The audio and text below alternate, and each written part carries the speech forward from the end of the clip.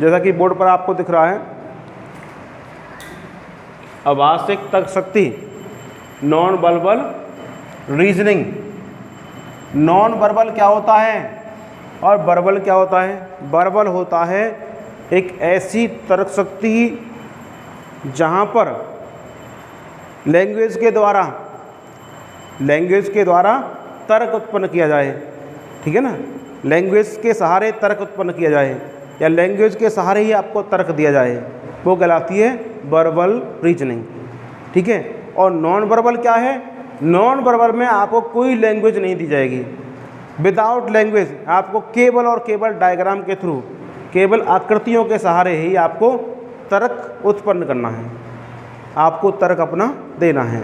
जिस तरीके से वर्बल रीजनिंग में आपने टॉपिक पढ़े थे सादृश्यता, है ना, तो यहाँ भी नॉन वर्बल में टॉपिक सादृश्यता है। ऐसे ही समरूपता पढ़ा आपने वर्बल रीजनिंग का, तो यहाँ भी नॉन वर्बल में समरूपता का टॉपिक है, ठीक है। वर्बल में आपने श्रेणियाँ पढ़ी, श्रृंखलाएँ पढ़ी, यहाँ भी श्रृंखलाएँ पढ़ोगे, ठीक है। तो कहने का उद्देश्य मेरा ये है कि वर्बल रीजनिंग में आप लैंग्वेज का सहारा लोगे और नॉन वर्बल में केवल आकृतियों का सहारा होगा। यानी आपको साइकोलॉजिकल रूप में वहाँ पर लैंग्वेज दे रखी थी, यहाँ साइकोलॉजिकल रूप में आपको केवल डायग्राम दिया होगा, आकृति दे रखी होगी, आकृतियों में ही समरूपता, समानता, जो भी कुछ पूछा गया होगा आपको उसका उत्तर देना है, ठीक है। चलिए, तो टॉपिक है हमारा सादृश्यता। क्या टॉपिक है? सादृश्यता, एनालॉजी।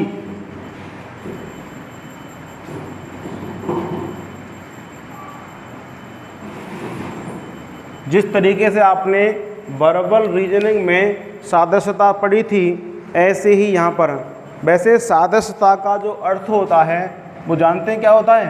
इसका अर्थ होता है समानता। समानता कैसे क्वेश्चन पढ़े थे आपने? वर्बल में पढ़े थे,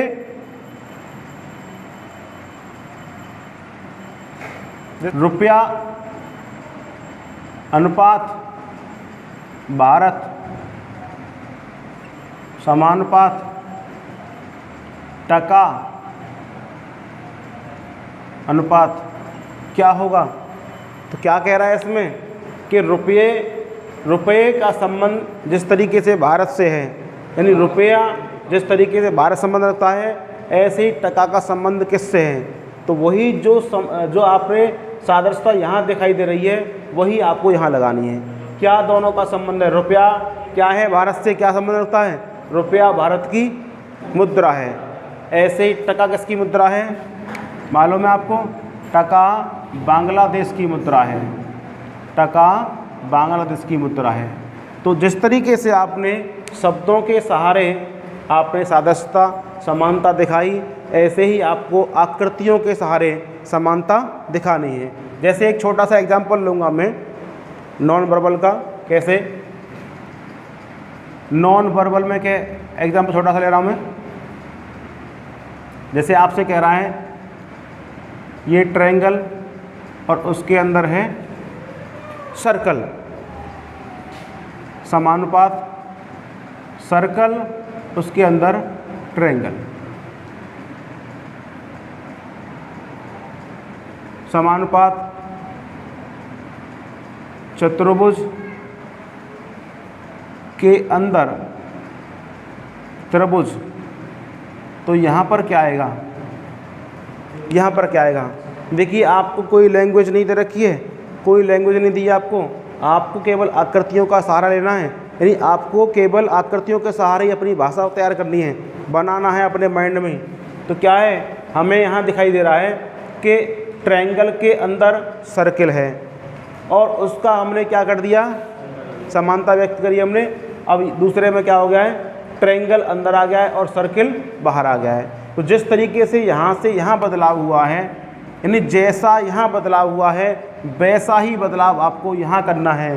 तभी तो कहेंगे समानता। जो यहाँ पर है बदलाव वही बदलाव यहाँ कर दीजिए, दोनों में समानता हो जाएगी नहीं हो जाएगी? तो क्या होगा भाई, अब की बार क्या आ जाएगा, ट्रायंगल अंदर नहीं, ट्रायंगल बाहर और चतुर्भुज अंदर, ये इसका आंसर सही होगा। ठीक है, एक और क्वेश्चन लेते हैं इसका। कह रहा है ये एंगल का साइन है, समानुपात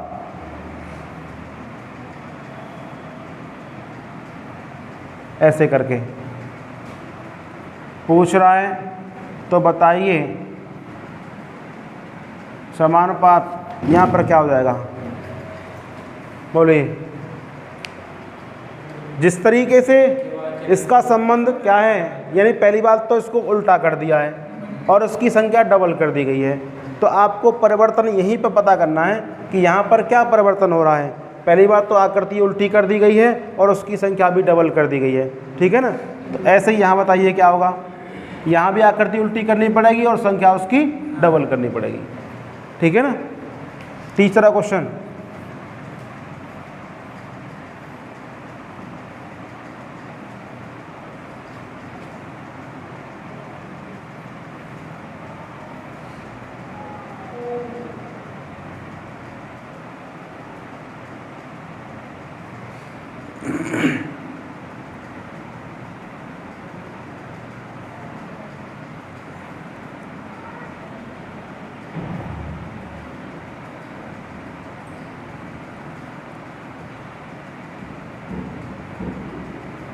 बताइए इसमें क्या सही होगा। आपको परिवर्तन पहचानना है पहले, यहाँ से यहाँ कैसे बदलाव हुआ है। हमें खूब दिखाई दे रहा है कि ऊपर वाले वर्टेक्स पर एक बिंदी लगी हुई है, दूसरे वाले में उसको छोड़ के बाकी दोनों पर लग गई। जिस पर इसमें लगी हुई थी बिंदी उसको छोड़ करके बाकी दोनों पर लगा दी गई है, ठीक। अब जहाँ इसमें यहाँ लगी हुई है इसको छोड़ करके बाकी दोनों पर लगा दो। तो इस तरीके से आना है, यहाँ पर कौन सी आकृति आ सकती है। तो हमें पहले जो दिया हुआ है उसकी स्टडी करनी पड़ेगी। यहाँ से यहाँ बदलाव किस तरीके से हो रहा है, बताइए।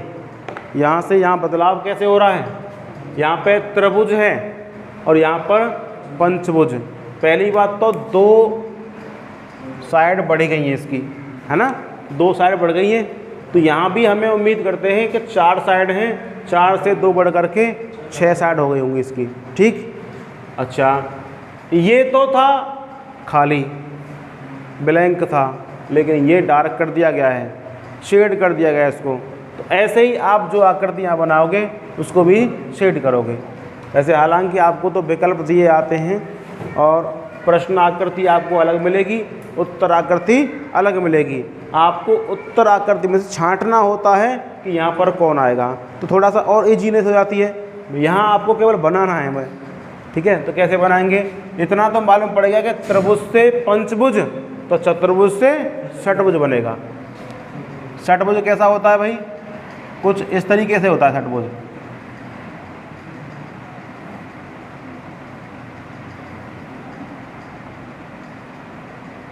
ठीक है, क्या बन गया, ये षटभुज बन गया। तो चतुर्भुज से बन गया षटभुज।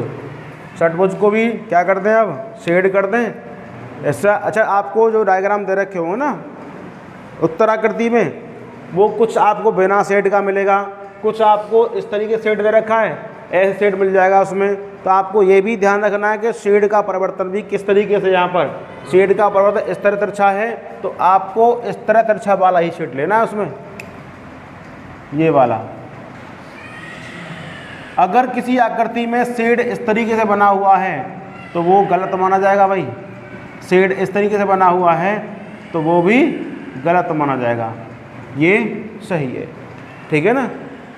चलिए, पहला क्लियर है। दूसरा देखिए, हमें दिख रहा है कि ये सर्कल के 2 कटे हुए पार्ट हैं, उनको हमने क्या किया, मिला दिया, तो क्या बन गया, सर्किल। ऐसे ही ये भी किसी चतुर्भुज के दो कटे हुए पार्ट हैं, इनको मिला देंगे तो क्या बन जाएगा, चतुर्भुज बन जाएगा। इस तरीके से ये मिला दिया मैंने इससे, तो क्या बन गया, बोलो, बन गया चतुर्भुज। ठीक है, चलिए इसे देखिए।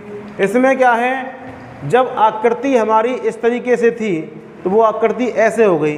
बदलाव कितना हुआ, देखिए बदलाव जो होगा वो हम इसका मेजरमेंट एंगल में करेंगे, कोण में करेंगे।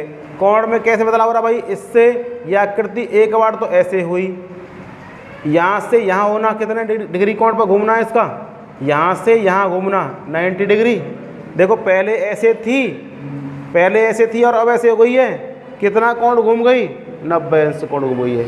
ठीक है ना, तो इससे ये, या ऐसे मान लीजिए कि इसका ये दर्पण प्रतिबिंब है। देखो दर्पण में देखेंगे तो इसका ये तो दिखेगा प्रतिबिंब, तो दर्पण प्रतिबिंब है इसका, तो इसका दर्पण प्रतिबिंब क्या बन जाएगा, कुछ इस तरीके से आकृति बनेगी और यहाँ पर यह लगा रहेगा। इसमें बात समझ में आ रही है, इसका दर्पण प्रतिबिंब यही तो बनेगा। क्लियर, यही ठीक है इसमें।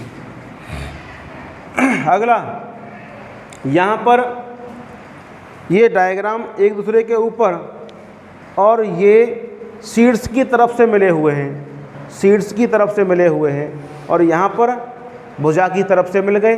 दोनों आकृतियाँ हमने पलट दी, ऊपर की आकृति नीचे मिला दी, या नीचे की आकृति ऊपर मिला दी।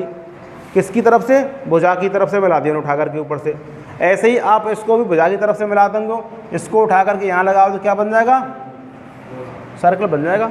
फटाफट से कर लीजिए।